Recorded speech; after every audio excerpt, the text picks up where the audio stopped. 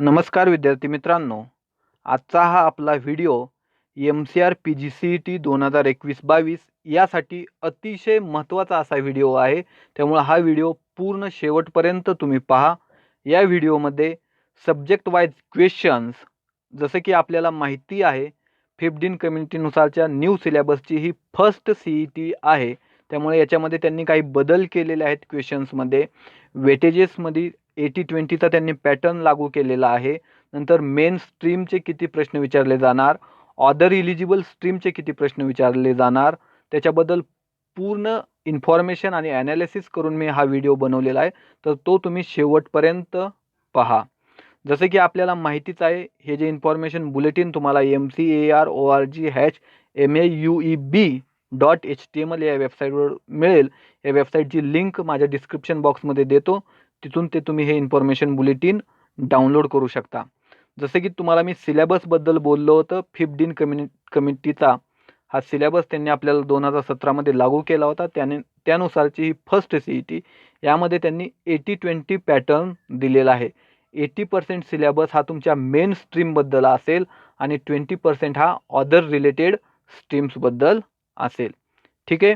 आता आपण पाहूया की त्यांनी ॲग्रिकल्चरची CET जर तुम्हाला द्यायची असेल, MCR PGCET इन ॲग्रिकल्चर, त्यामध्ये BSc ॲग्रिकल्चरचा हा 80% सिलेबस असेल.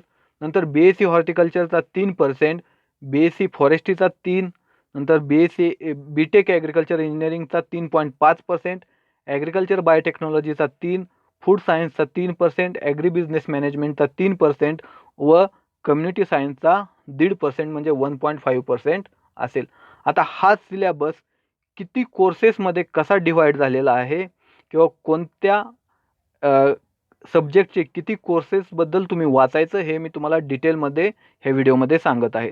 त्यानंतर जर का समजा MCR PGCET तुम्हाला हॉर्टिकल्चरमधून द्यायचे आहे, तर BSc हॉर्टिकल्चरचे 58 कोर्सेस, त्या 58 कोर्सेसवर 80% सिलेबस आहे किंवा 80% क्वेश्चन विचारले जातील. राहिलेले 10% हे BSc ॲग्रिकल्चरवर आणि 10% BSc फॉरेस्ट्रीवरती विचारले जातील.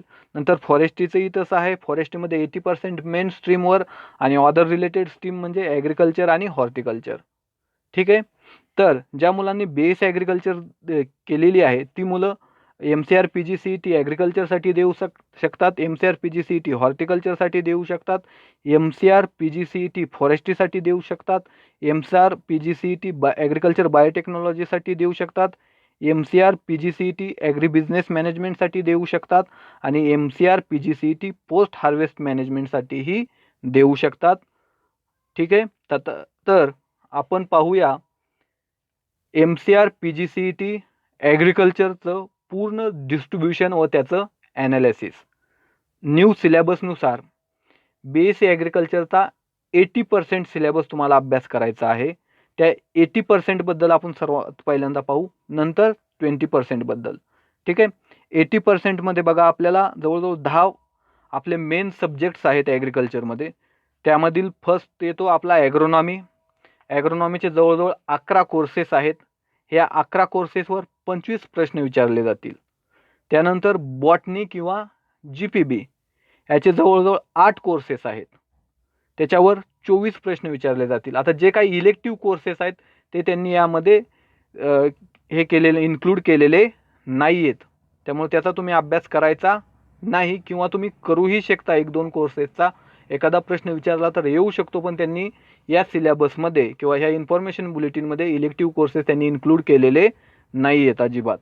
त्यानंतर आहे तो एंटमॉलॉजी. एंटमॉलॉजीचे 5 कोर्सेस, त्याच्यावर 11 प्रश्न विचारले जातील. त्यानंतर हॉर्टिकल्चरचे जवळजवळ 5 कोर्सेस आहेत, त्याच्यावर पण 21 प्रश्न विचारले जातील हॉर्टिकल्चरवर. नंतर इकॉनॉमिक्सचे 6 courses, economics plus statistic plus agri informatics म्हणजे तो कॉम्प्युटरचा कोर्स आहे, त्याच्यावर 16 प्रश्न विचारले जातील. त्यानंतर एक्सटेन्शन एज्युकेशनचे 13 प्रश्न 4 कोर्सेसवरती. नंतर ॲग्रिकल्चरल इंजिनिअरिंग आहे, त्याचे पण 4 कोर्सेस आहेत. त्याचा एक इलेक्टिव्ह आहे, तो यांनी इन्क्लूड केलेला नाही. त्यावर पण 8 प्रश्न विचारले जातील ॲग्रिकल्चर इंजिनिअरिंग. नंतर प्लांट पॅथॉलॉजी प्लस मायक्रोबायोलॉजी जो फर्स्ट सेमिस्टरचा कोर्स आहे, त्याचे जवळजवळ 5 कोर्सेस आहेत, त्याच्यावरती 18 प्रश्न. त्यानंतर सॉईल सायन्स प्लस बायोकेमिस्ट्री जो 3rd सेमिस्टरचा कोर्स आहे, त्याचे जवळजवळ 4 प्रश्न सॉईल सायन्सचे, त्याच्यावर जवळ 4 कोर्सेस आहेत, त्याच्यावर 14 प्रश्न.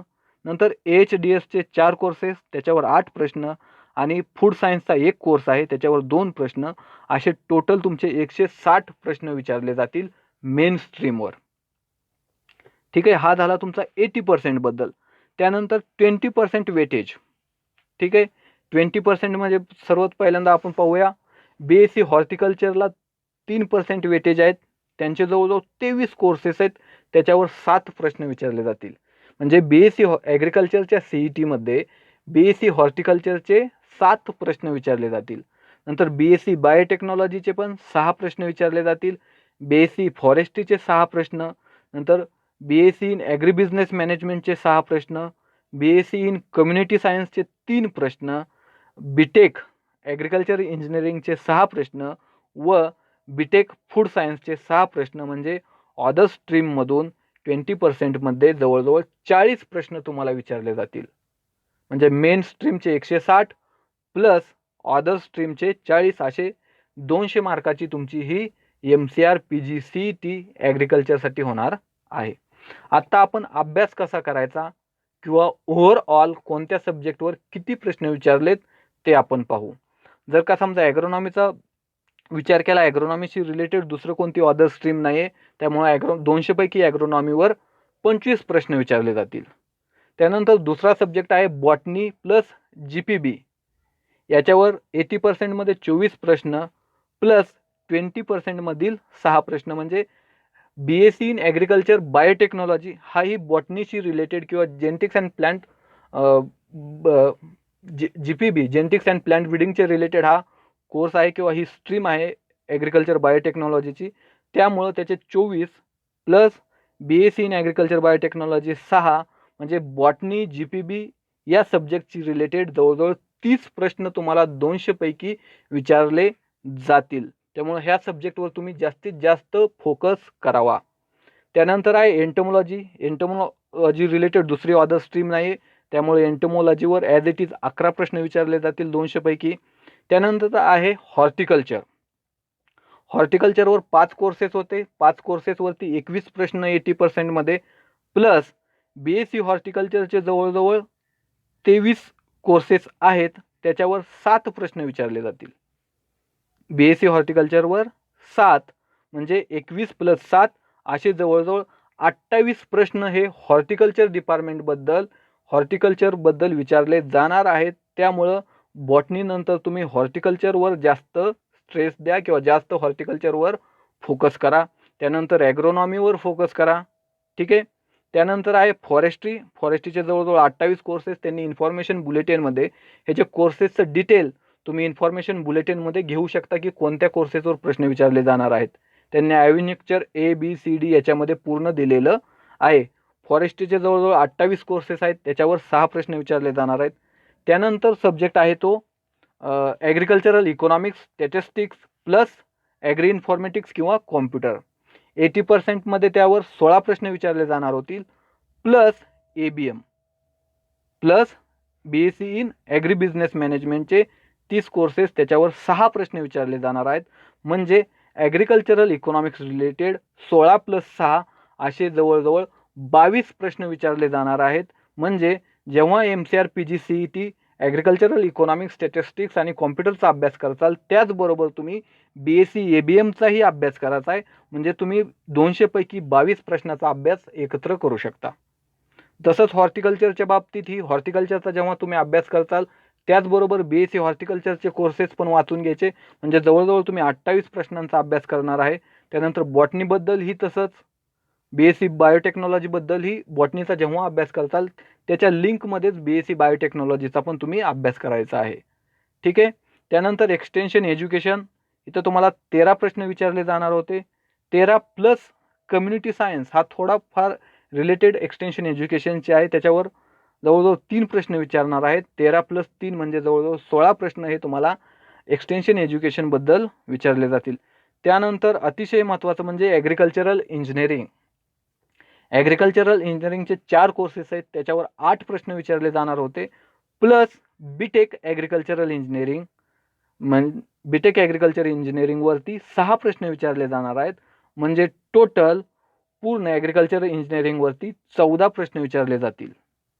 त्यामुळे ॲग्रिकल्चर इंजिनिअरिंगवर पण तुम्ही फोकस करा जेव्हा आपल्या कोर्सेसचा अभ्यास करता. त्याचबरोबर बीटेक ॲग्रिकल्चर इंजिनिअरिंगच्या कोर्सेसचा पण तुम्ही अभ्यास करायचा आहे.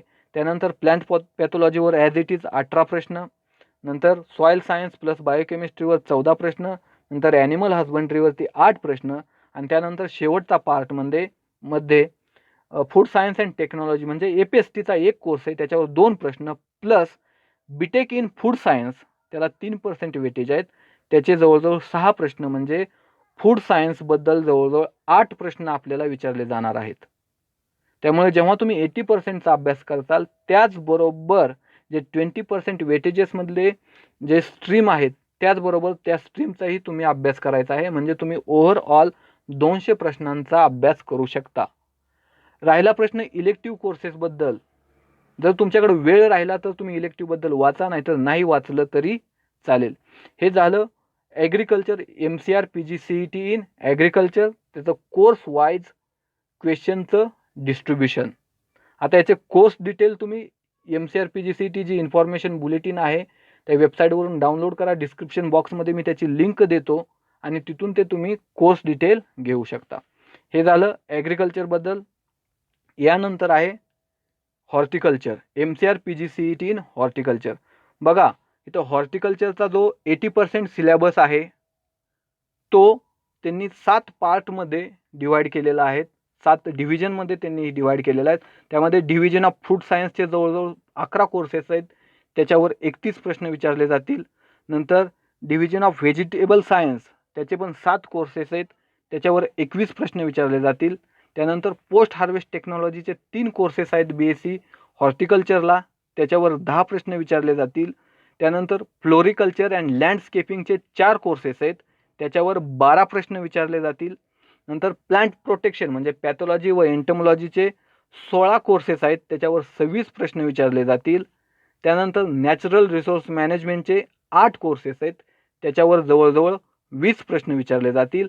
आणि जी मुलं हॉर्टिकल्चर CETचा अभ्यास करतात त्यांच्यासाठी अतिशय महत्त्वाचं बेसिक सायन्स आणि ह्युमॅनिटीज याच्यावर जवळजवळ 40 प्रश्न विचारले जातील MCR PGCET इन हॉर्टिकल्चरसाठी. म्हणजे बेसिक सायन्स आणि ह्युमॅनिटीजमध्ये जवळजवळ 16 कोर्सेस आहेत BSc हॉर्टिकल्चरचे. त्यामध्ये ॲग्रिकल्चरल इकॉनॉमिक्सचे काय कोर्सेस आहेत, नंतर एक्सटेन्शन एज्युकेशनचे काय कोर्सेस आहे, बायोकेमिस्ट्रीचा एक कोर्स आहे. असे जवळजवळ 16 कोर्सेस आहेत, त्याच्यावर 40 प्रश्न विचारले जाणार आहेत 200 पैकी. नंतर राहिलेल्या 20% BSc ॲग्रिकल्चरवर 10% प्रश्न म्हणजे जवळजवळ 20 प्रश्न BSc ॲग्रिकल्चरवर विचारले जातील MCR PGCET इन हॉर्टिकल्चरमध्ये. आणि आणखी राहिलेले 20 प्रश्न हे BSc फॉरेस्ट्रीवरती विचारले जातील. म्हणजे BSc ॲग्रिकल्चरचे 57 कोर्सेस आणि BSc फॉरेस्ट्रीचे 50 म्हणजे जवळजवळ राहिलेल्या 40 प्रश्नासाठी तुम्हाला 107 कोर्सेसचा अभ्यास करावा लागेल. आता सर तुम्ही म्हणसाल सर एवढ्या सगळ्या कोर्सेसचा अभ्यास कसा करायचा, त्यासाठी काही कॉमन ऑब्जेक्टिव्हची बुक्स येतात किंवा काही कॉमन पूर्ण BSc ॲग्रिकल्चरसाठी काही ऑब्जेक्टिव्हचे बुक्स आहेत, तेही तुम्ही वाचले तरी चालतील. किंवा BSc ॲग्रिकल्चरसाठी तसेच BSc फॉरेस्ट्रीसाठी काही ऑब्जेक्टिव्हचे बुक आहेत, त्याच्यामध्ये सर्व सब्जेक्ट कव्हर केलेले आहेत, त्याचाही तुम्ही अभ्यास करा. कारण आता परीक्षेचा जर हे टेंटेटिव्ह शेड्यूलनुसार आपण विचार केला जवळजवळ 2 ते 3 महिने आपल्याकडे टाईम राहिलेला आहे. कमी टाईममध्ये कसा अभ्यास करायचा यासाठी तुम्ही हे नंबर ऑफ क्वेश्चन किती विचारले जाणार आहेत त्या पर्टिक्युलर सब्जेक्टवर याचा विचार करून तुम्ही अभ्यासाचा प्लॅनिंग करावा. हे माझ्याकडून तुमच्यासाठी एक सजेशन राहील. म्हणजे कोणता सब्जेक्ट पहिल्यांदा अभ्यासासाठी घ्यायचा, कोणत्या सब्जेक्टवर जास्त फोकस करायचा. जर तुम्ही MCR PGCET इन ॲग्रिकल्चरबद्दल जर विचार केला, यामध्ये मला वाटतं तुम्ही सगळ्यात जास्त फोकस हा बॉटनी, ॲग्रोनॉमी आणि हॉर्टिकल्चर आणि इकॉनॉमिक्स याच्यावर तुम्ही फोकस करावा. कारण याच्यावर 20च्या वर प्रश्न या सब्जेक्टविषयी विचारले जाणार आहेत 200 पैकी. त्यानंतर येतं ते तुमचं 18 प्रश्न पॅथॉलॉजीवरती आहेत, 16 प्रश्न एक्सटेन्शनवरती आहेत. म्हणजे त्यानुसार तुम्ही तुमचा शेड्यूल करायचा आहे अभ्यासाचा किंवा तेवढं महत्त्व त्या सब्जेक्टला द्यायचं आहे. ठीक आहे विद्यार्थी मित्रांनो, हा व्हिडिओ तुम्हाला आवडला असेल तर जास्तीत जास्त मुलांपर्यंत हा शेअर करा. थँक्यू.